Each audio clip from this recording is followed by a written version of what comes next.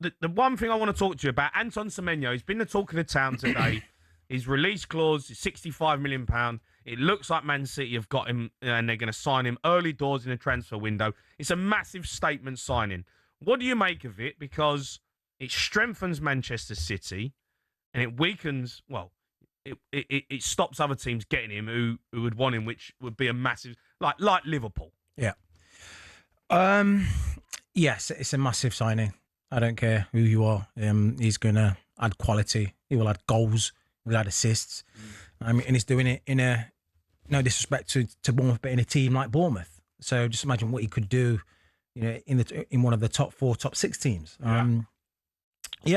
Absolutely great signing. And as a Liverpool fan, I'm really disappointed, on the back of Isak getting injured, ultimately probably maybe out for the season or like 3 months minimum. Yes. And Salah being in AFCON, and we already know the relationship, what's happened with him. Is he going to be leaving? So for 65 million in this day and age, a player of Antoine Semenyo's quality, you would say it's kind of a bargain.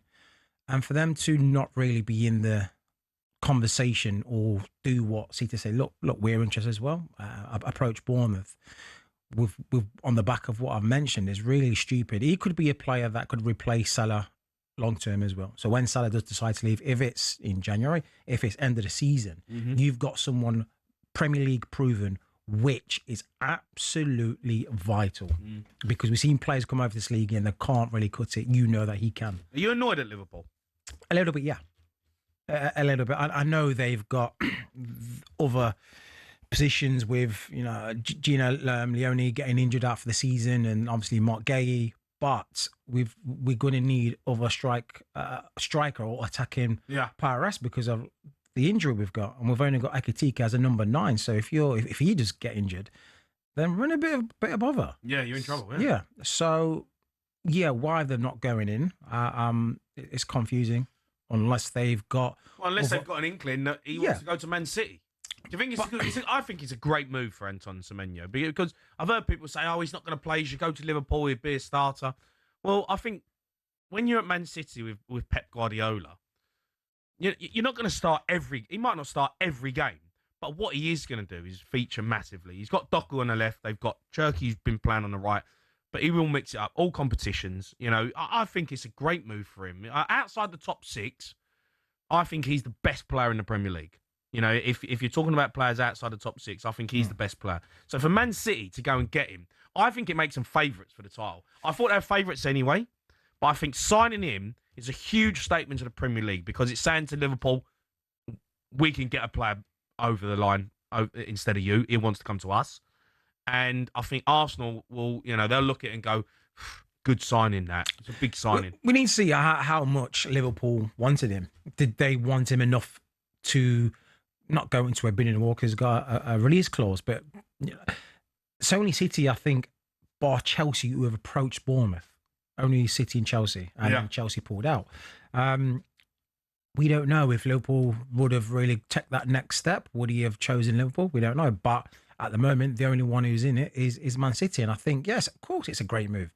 Any player going to Manchester City, it's a fantastic move, because you're in the challenging for titles, Champions League, all domestic, cups. So it's a chance to enhance your career and win medals. I want to hear from Man City fans. You're happy with Semenyo? Liverpool, how do you feel about it? Are you favourites now, Manchester City? It's the big talking point because it's a big statement signing, 2 points behind Arsenal.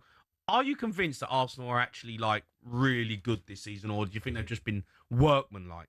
No, they've been good. You can't take that away from them. The top of the league, the top of the Champions League.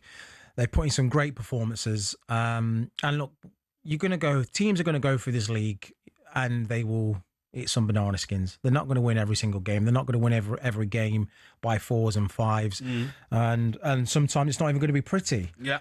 But when you've got a lead like they did have, it was a good 10 points. It was 10, yeah. Yeah. It was, yeah. And you let that slip to a team like Man City, who have got the DNA of know-how to win Premier Leagues. They don't get phased when it gets to the crunch time. They've got a manager, they've got players who have got the experience of chasing teams or being chased themselves, you're asking for trouble. Arsenal, the way they've been playing and the way other teams have been slower off the mark, like at Liverpool, to give that sniff, dangle that carrot again for Man City, you know they should be going into over the Christmas period now, like, minimum 6 points, 6 points adrift. But to only have 2, that's one loss. Yeah, they go to Etihad and lose. Yeah, I know. You know.